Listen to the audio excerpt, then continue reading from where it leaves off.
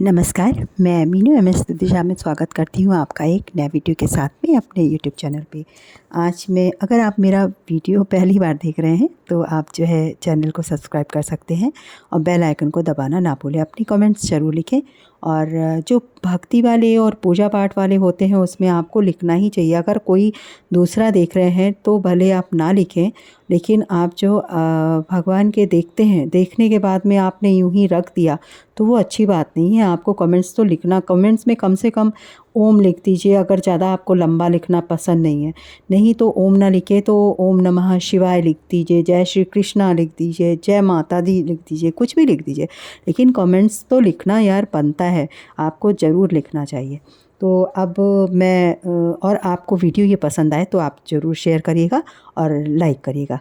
तो इसी के साथ में मैं आपको बताने जा रही हूँ मैं ये कौन सा वीडियो लेके आई हूँ।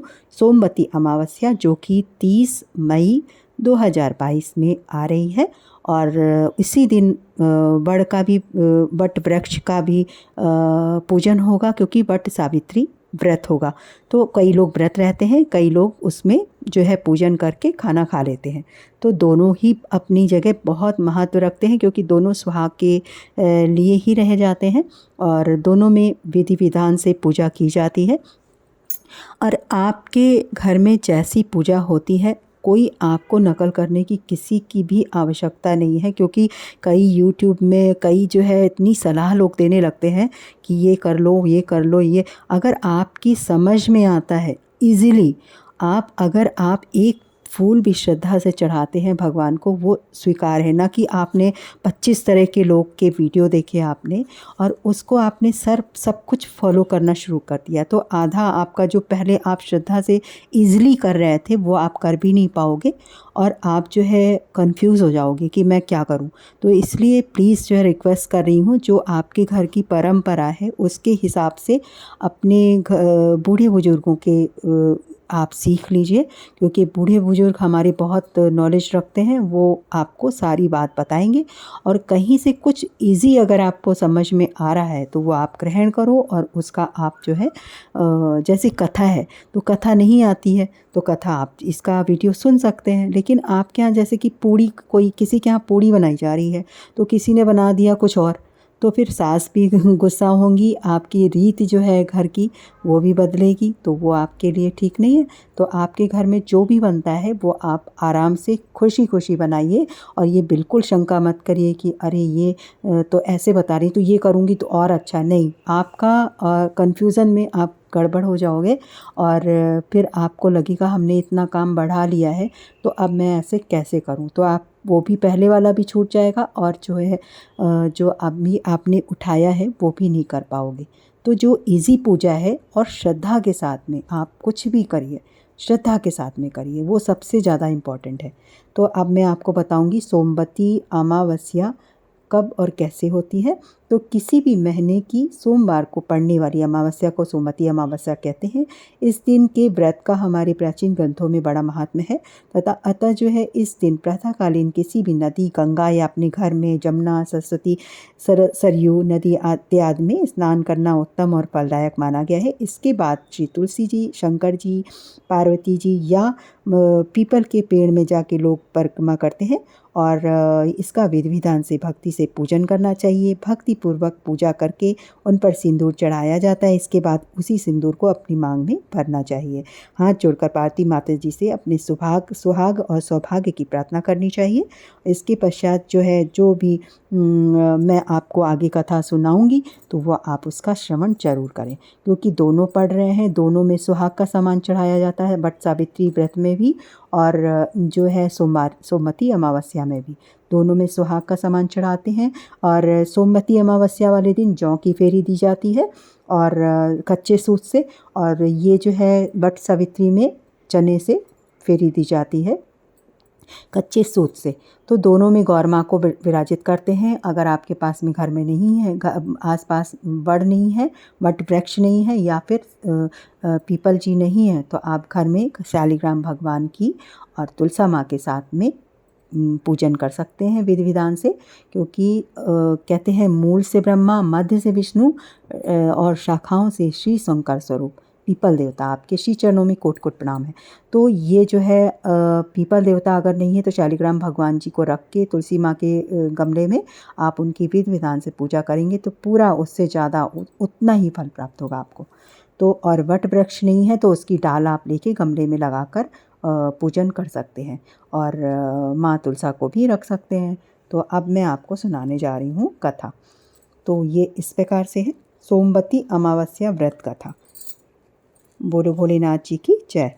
महाभारत के युद्ध के समाप्त हो जाने के पश्चात जब भीष्म पितामह जी सरशैया पर लेटे हुए थे तो कुंती पुत्र युधिष्ठिर ने उनके समीप जाकर और प्रणाम कर सबके हित के लिए उनसे पूछा, हे भगवान, बड़े क्रोधी भीमसेन ने कुरु वंश के प्रमुख व्यक्तियों तथा अर्जुन के अनेक राजाओं को युद्ध भूमि में मार गिराया। पापी दुर्योधन के कुमंत्र से हमारा कुल क्षय हो गया। अब इस पृथ्वी पर बालक या वृद्ध के सिवाय कोई राजा नहीं बचा है। इस भरत वंश में केवल हम 5 भाई ही शेष हैं। इसलिए क्षत्रिय राज्य हमें शोभा नहीं देता तथा अपनी संतति का विच्छेद देखकर मन अत्यंत दुखी व उदास रहता है और उत्तरा का गर्भ जो अश्वत्थामा के शस्त्र से नष्ट हुआ है उस कारण मुझे बड़ा दुख हो रहा है। हे पितामह, आप ही कहिए कि हम क्या करें और कहाँ जाएं जिससे हमें चिरंजीव संतान प्राप्त हो सके। श्री भीष्म पितामह जी ने कहा, सुनो हे राजन, मैं सब व्रतों में एक उत्तम व्रत कहता हूँ जिसके करने से चिरंजीवी संतान की प्राप्ति हो सकती है।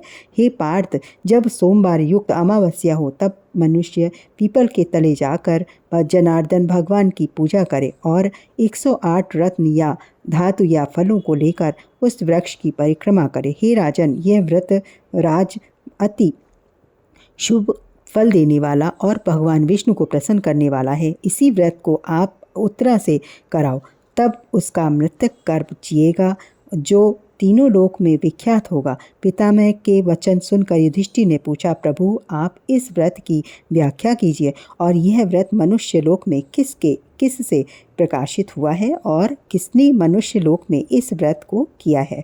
तब भीष्म पितामह ने कहा, हे राजन, कांची नामक एक बहुत बड़ा नगर था। यह नगर चांदी के पर्वतों के समान बड़ी बड़ी उच्च धवल अटारियों से सुविराजित था। सुंदर वेश वाले नगर के नर नारियों से सुशोभित था और अपने अपने कर्म करने वाले ब्राह्मण, क्षत्रिय तथा शूद्रों से आवृत था। वह नगर रूप तथा चतुराई युक्त उत्तम वेश्याओं से अलंकृत मानो कुबेर की अलकापुरी और इंद्र की अमरावती पुरी के समान था। उस नगर के राजा का नाम रत्नसेन था। उसके राज्य में प्रजा सुखी थी। उस राज्य में एक देवस्वामी नामक ब्राह्मण रहता था। उस ब्राह्मण की अति सुंदरी धनवती नाम की पत्नी थी। धनवती अपने नाम के अनुसार मूर्तिमती दूसरी लक्ष्मी थी। उस पत्नी से देव स्वामी के ही सदृश बड़े गुणी 7 पुत्र और गुणवती नाम की एक कन्या हुई। उन 7 पुत्रों का विवाह हो गया और वे आनंद से अपनी अपनी पत्नियों के साथ विहार करने लगे। गुणवती कन्या अपने अनुरूप पति चाहती थी। इसी बीच एक ब्राह्मण एक दिन उनके घर भिक्षा लेने आया। देव स्वामी की सातों बहुओं ने बारी बारी से आकर उसको भिक्षा दी। ब्राह्मण ने उन सबको अवैधव्य और सौभाग्य संपत्ति का आशीर्वाद दिया। धनवती ने अपनी कन्या गुणवती को भी भिक्षा देने को भेजा। गुणवती ने आकर प्रस्थान के लिए उद्यत भिक्षुक को रोककर भिक्षा दी तो उस भिक्षुक ने कहा, तुम धर्मवती हो। इस आशीर्वाद को पाकर गुणवती ने अपनी माता से बताया। वह यह सुनकर ब्राह्मण के पास आई और चिंतित होकर बोली, हे भगवान, हे विप्र, आपने मेरी बहुओं को तो सदा सौभाग्यवती रहने का वरदान दिया तथा मेरी कन्या को आपने विपरीत वरदान क्यों दिया। तब भिक्षुक ने कहा, हे देवी, तुम जगत में विख्यात चरित्रवती हो। तुम्हारी कन्या को मैंने जो आशीर्वाद दिया है सो उसके योग्य है, क्योंकि गुणवती अपने विवाह के मध्य में विधवा हो जाएगी। इसलिए इससे जहाँ तक धर्माचरण हो यह करे। धनवती ने कहा, हे विप्रेंद्र, आप इसके प्रतिकार का उपाय भी अवश्य जानते होंगे। सो हे दयानिधि, मुझे दया करके कोई उपाय बता दें। तब भिक्षुक ब्राह्मण ने कहा, जब कभी तेरे घर सोमा आवे तब हे देवी, उस सोमा का विधिवत पूजन करने से इसका वैधव्य दोष दूर हो जाएगा।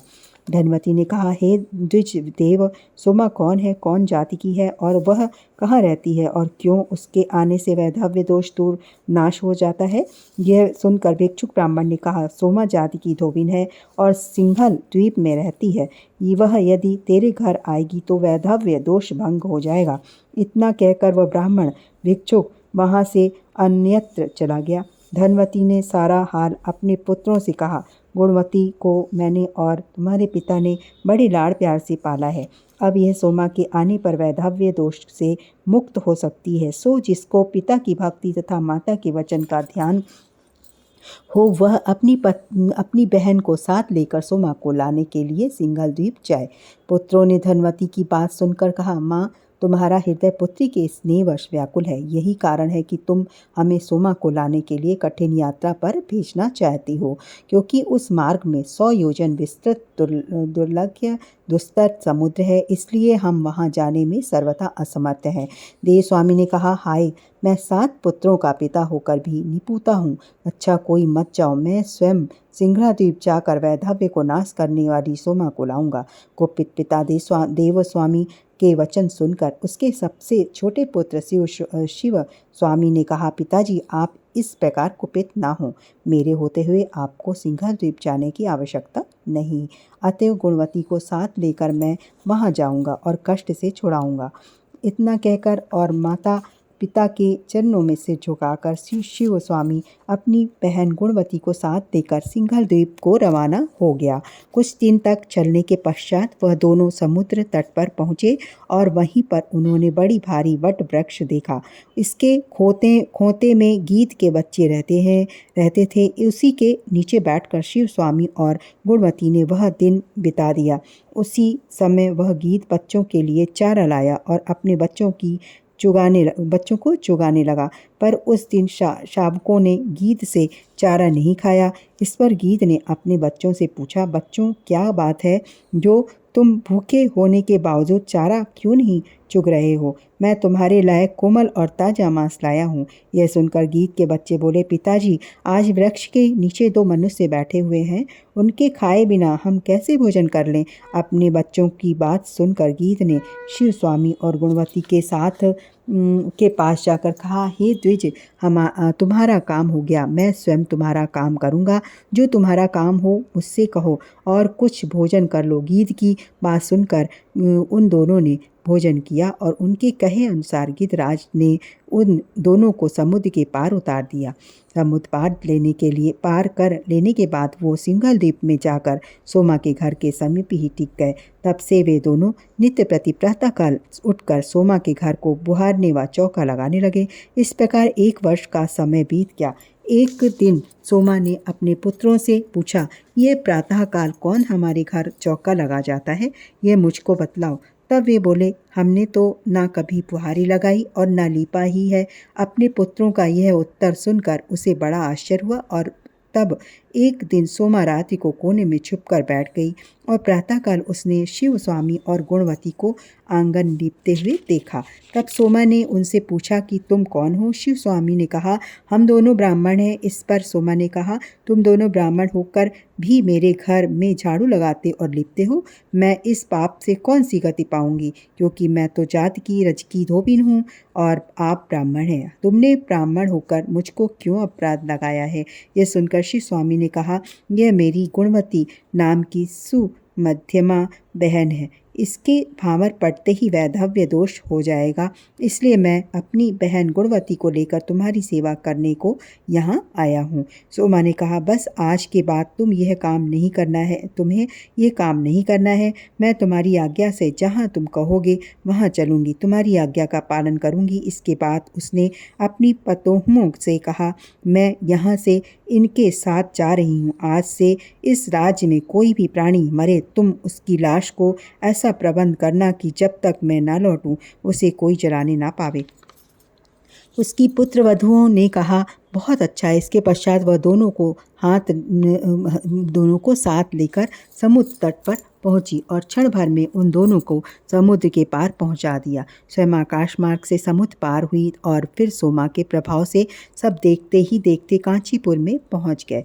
तब धनवती ने सोमा आई देखकर प्रसन्न मन से पूजा की। इसके बाद शिव स्वामी अपनी बहन के सदृश वर लाने को उज्जैन नगरी में गया और वहाँ से देव शर्मा ब्राह्मण के पुत्र रुद्र शर्मा जो कि बड़ा गुणी था, उसे अपनी बहन गुणवती के वर हेतु ले आया। उसके साथ गुणवती का विवाह सोमा ने करवाया। शुभ लग्न और शुभ नक्षत्र में देव स्वामी ने रुद्र शर्मा को अपनी कन्या का दान दिया। तदंतर जबकि विवाह मंत्रों से अग्नि में हवन किया जा रहा था तो सोना धोबी ने एक कटोरे में दूध रखवा दिया और खुद एक तांत का फांसा लेकर बैठ गई। थोड़ी देर में एक सर्प वर को डसने के लिए वहां आ पहुंचा। इस पर सोना धोबिन ने सांप के आगे दूध बढ़ा दिया। जब सांप दूध पीने लगा तो सोना धोबिन ने उसे तांत के फांसे में फंसाकर बांध दिया। उधर सांप को देखकर दूल्हा डर के मारे गिरकर बेहोश हो गया।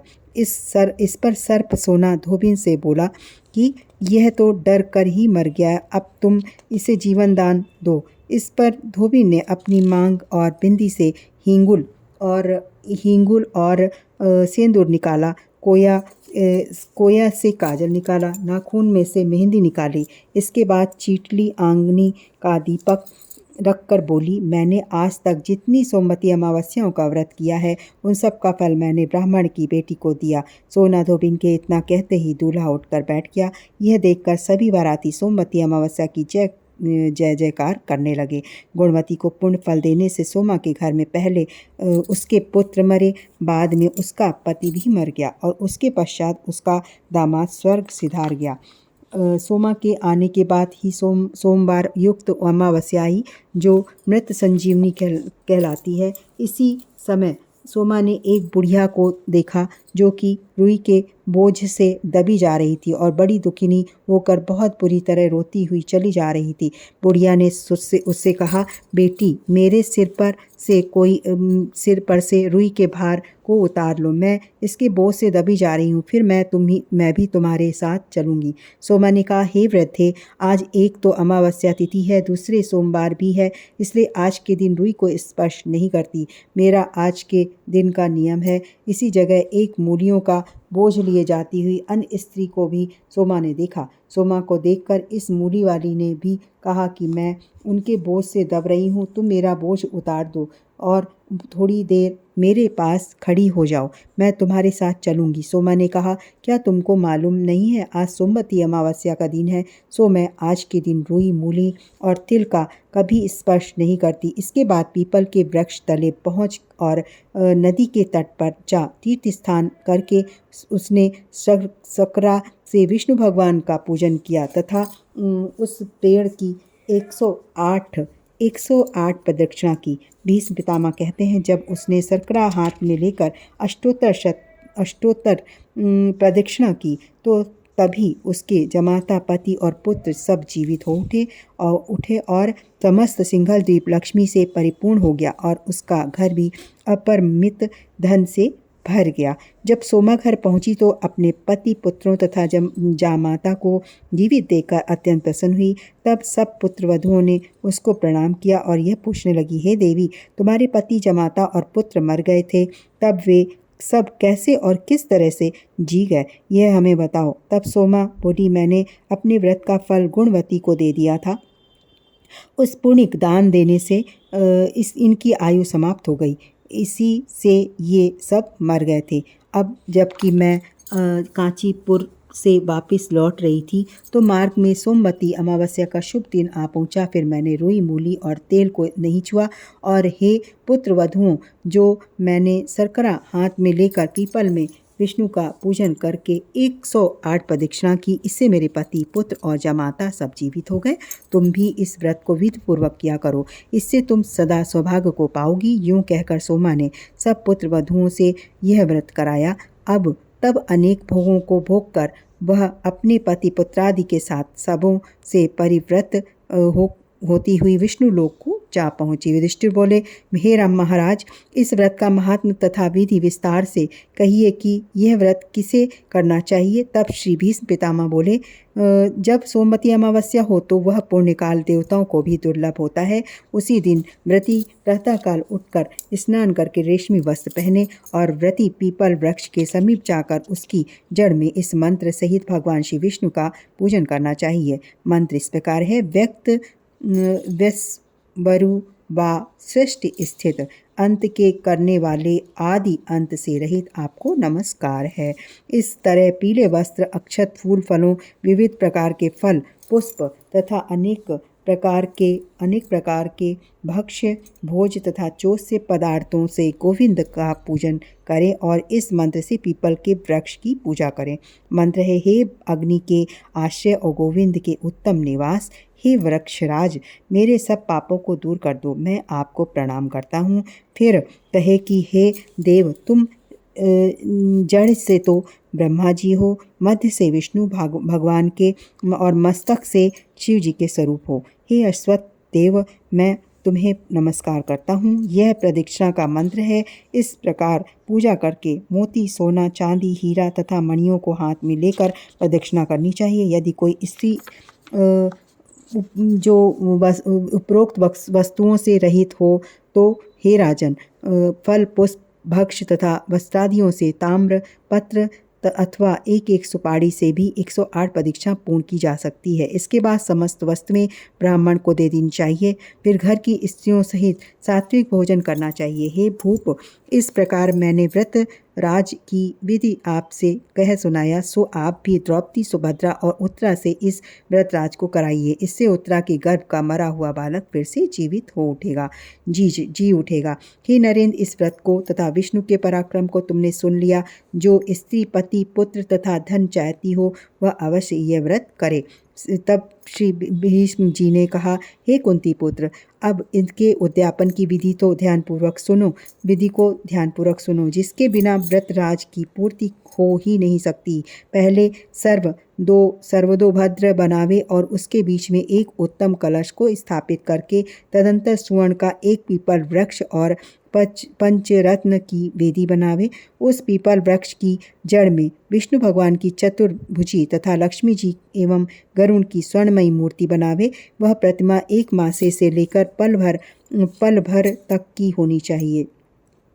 षोडशोपचारों से उनका पूजन करें। जैसा कि अपना वैभव विस्तार हो वैसा ही नैवेद्य, पुष्प, दीप निवेदन करें। रात में जागे, खीर तथा तिलों से होम करें। इसके बाद इदम विष्णु चक्र में इस वैदिक मंत्र से हवन करें और हवन के बाद पूर्णाहुति करके आचार्य का पूजन करे और उनको दुग्धवती गौ दान करके दे। तब सभी सभासद ब्राह्मणों को वस्त्र, भूषण आदि को से पूजन करके 12 ऋत्वजों का पूजन कर घी तथा खीर से उन्हें भोजन करावे। तब उनको वस्त्र, जनेऊ तथा दक्षिणा देकर उन्हें विदा करे। उद्यापन पहले 6वें तथा 12वें वर्ष में करने से व्रतराज का यथोवक्त फल प्राप्त होता है। तो ये मैंने आपको सुनाई ये कथा। और दूसरी अभी मैं आपको बताऊंगी कि इसके साथ में हमको और क्या क्या नहीं करना चाहिए और क्या क्या करना चाहिए। तो आपको ये इसी तरह ये अमावस्या जो है बहुत महत्वपूर्ण है। और अगर आप इस कथा को पूरा सुनेंगे और दूसरों के साथ में इस वीडियो को शेयर करेंगे तो आपको बहुत ज़्यादा पुण्य होगा। जो कि कहते हैं कि जो दान करते हैं हम, तो अमावस्या के दिन दान किया जाता है, वो अक्षय हो जाता है, बहुत पुण्य मिलता है, बहुत ज़्यादा कई गुना फल प्राप्त होता है। तो आप इस वीडियो को आप शेयर कर सकते हैं लोगों को। और दूसरी बात बताऊंगी, उस दिन आप तिल है और रुई है और मूली है, इन सबको नहीं छूना चाहिए। इवन हल्दी भी नहीं छुई जाती है सोमवती अमावस्या के दिन। कई लोग वीडियो में बता देते हैं कि सफ़ेद वस्त्र भगवान को चढ़ाओ, उसके बाद में पीला हल्दी का और चावल के साथ में ऐपन जो होता है वो पेस्ट, उसका पाउडर बना के उसको गीला करके लगाओ। हल्दी नहीं छुई जाती है, तो हल्दी की जगह आप चंदन डाल सकते हो। पीला चंदन होता है उसमें केसर डाल सकते हो, लेकिन हल्दी नहीं छूना चाहिए। तो हल्दी और तेल और मूली और जो आपको हमने बताया आपको रुई, ये सब नहीं छूना चाहिए। और अगर आपको बत्ती बनानी है रुई की जगह, आप कलावे की बत्ती बना सकते हो, कच्चे सूत की बत्ती बना सकते हो। तो ये मेरा वीडियो था, आपको कैसा लगा? और कमेंट्स में हम आशा करते हैं कि आप ज़रूर ओम नमः शिवाय या ओम नमो भगवते वासुदेवाय जय श्री कृष्णा ज़रूर लिखेंगे। और इसी के साथ में मैं विदा लेती हूँ और आपको बहुत बहुत शुभकामनाएं सोमवती अमावस्या और वट सावित्री व्रत की। और इसी के साथ में जय श्री कृष्णा।